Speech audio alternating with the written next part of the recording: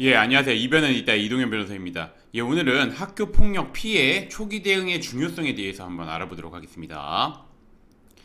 제가 오늘의 주제를 선택하게 된 이유는 이 학교 폭력 피해에 대한 초기 대응이 굉장히 중요함에도 불구하고 이 초기 대응을 제대로 하지 못해서 이제 뭐 저한테 문의를 하시거나 이런 분들이 많은데, 그래서 이 초기 대응의 중요성에 대해서 좀 말씀을 드리고자 오늘의 주제를 선택해 보았습니다.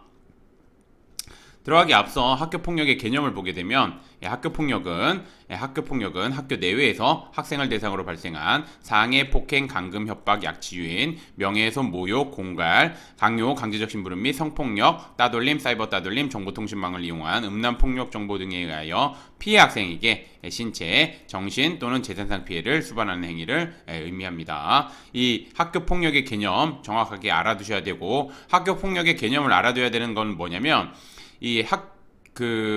특히나 이 피해 초기 대응의 중요성을 판단할 때 이 학교 폭력의 개념을 반드시 알아야 되는데, 뭐냐면 자녀분께서 혹시나 이제 나 어떤 친구로부터 어떤 일을 당해서 속상해, 뭐 이런 얘기를 듣게 될 건데, 그 속상하게 된 일을 구체적으로 들은 다음에 여기에 해당하면 학교 폭력을 당하고 있는 겁니다. 그렇기 때문에 학교 폭력을 인지하기 위해서, 빠르게 인지하기 위해서도 이 학교 폭력의 개념을 정확하게 인지하고 있으셔야 됩니다.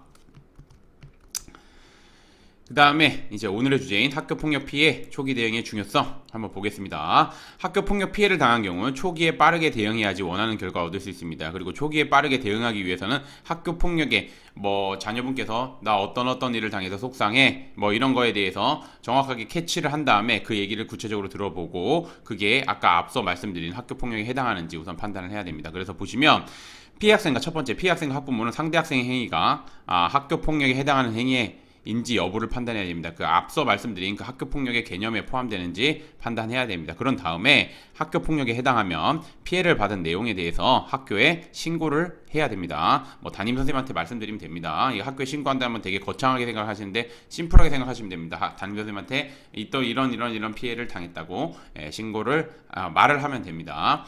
세 번째, 피해 학생은 그러면 이제 아마 학교에 이제 담임 선생님한테 말하면 담임 선생님께서 그 학교 폭력 담당 선생님한테 말씀드릴 거고, 그 학교 폭력 담당 선생님은 뭐 이제 학생 확인서나 이런 거를 쓰라고 할 겁니다. 그러면 피해 학생은 상대 학생의 학교 폭력을 입증할 수 있는 자료, 뭐 메시지를 주고받은 거나 아니면 주변에 학생의 진술서가 있거나 아니면 누가 봤다거나 아니면 뭐 CCTV가 있다거나 이런 거와 함께 육하 원칙에 따라서 학생 확인서를 구체적으로 작성해야 됩니다. 이거 되게 중요합니다.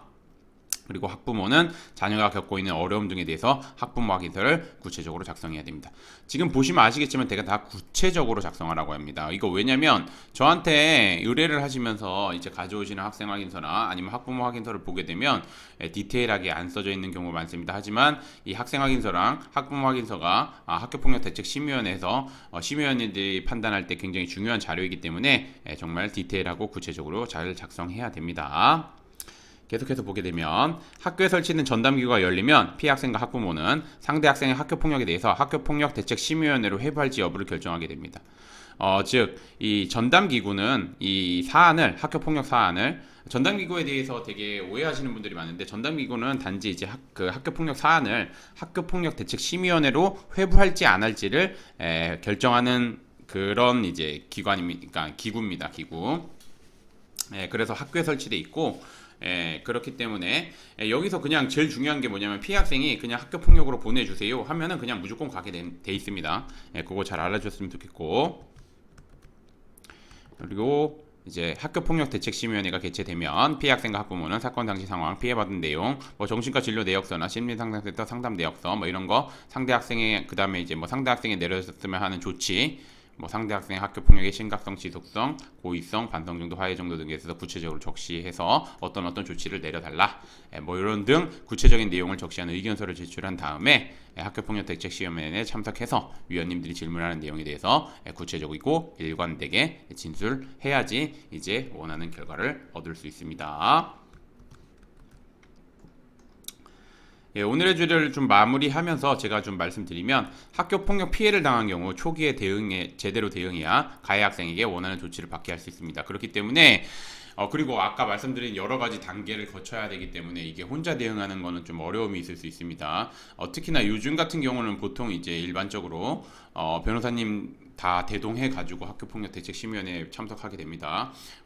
저도 이제 학폭위원으로 있지만 대부분 보면은 이제 변호사님과 함께 오시는 경우가 많습니다. 그렇기 때문에 초기부터 제대로 대응해야 되며 이게 다 왜냐면 단계가 여러 단계를 거쳐야 되며 부모님들 같은 경우는 이걸 어떻게 대응해야 되는지 모르는 경우가 많습니다. 그래서 변호사님의 도움을 받는 것이 좋고 변호사님의 도움을 받을 때 제가 두 가지 꼭 확인하라고 말씀드렸습니다. 첫 번째, 대한변협에서 학교폭력 전문 변호사로 인정하고 있는지, 두 번째, 현재 학교폭력대책심의위원회 위원으로 활동하고 있는지 이 두 가지 꼭 확인하신 다음에 그런 요건을 충족하는 변호사님의 도움을 받는 것이 좋습니다. 오늘의 주제는 여기까지 마치겠고 저는 이변은 이따의 이동현 변호사였습니다. 감사합니다.